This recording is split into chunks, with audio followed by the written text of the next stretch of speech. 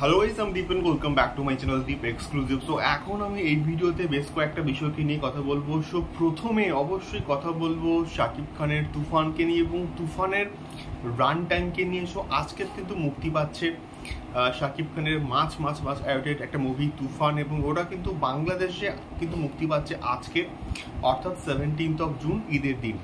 So ওইখানকার বুক মাই শোর বা ওইখানকার অ্যাডভান্স বুকিংয়ের একটা স্ক্রিনশট কিন্তু আমার কাছে এসছে, এবং সেখান থেকেই আমি কিন্তু এই ভিডিওটা তৈরি করতে পারছি যে ওইখানকার যে স্ক্রিনশট অনুযায়ী কিন্তু তুফানের রান টাইম হচ্ছে 145 মিনিট, অর্থাৎ 2 ঘন্টা 25 মিনিট হচ্ছে তুফান সিনেমার রান টাইম। এটা খুবই ভালো কম্প্যাক্ট একটা কিন্তু রান টাইম, খুব বড় লেন্থি কিন্তু সিনেমা নয়, খুব ছোট নয়, মোটামুটি মাঝারি মানের, মানে এরকম রান টাইম কিন্তু হওয়াটা দরকার, উচিত।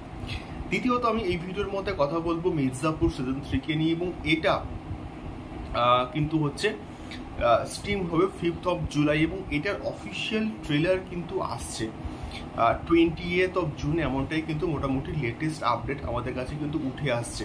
এবারে দেখা যাক কি হয়। এবং এই মির্জাপুর সিজন 3-কে নিয়ে আমাদের কিন্তু এক্সপেকটেশন হিউজ, প্রচুর কিন্তু এক্সপেকটেশন আছে, এবং টিজারটা খুব ভালো একটা কিন্তু রেসপন্স পেয়েছে সাধারণ দর্শকের কাছ থেকে।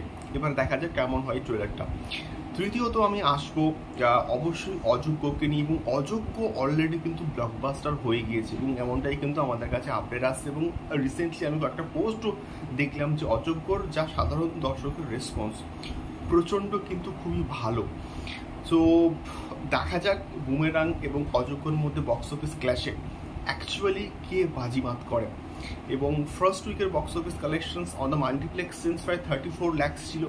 এবারে সেকেন্ড উইকে কিন্তু প্রচণ্ড কিন্তু ভালো হওয়ার আমরা কিন্তু চান্স দেখতে পাচ্ছি। দেখা যাক কী হয়, তোমাদেরকে ফিডব্যাক অবশ্যই জানিও এই 3টে বিষয়কে নিয়ে আমাকে। দেখা হচ্ছে পরবর্তী ভিডিওতে। টাটা।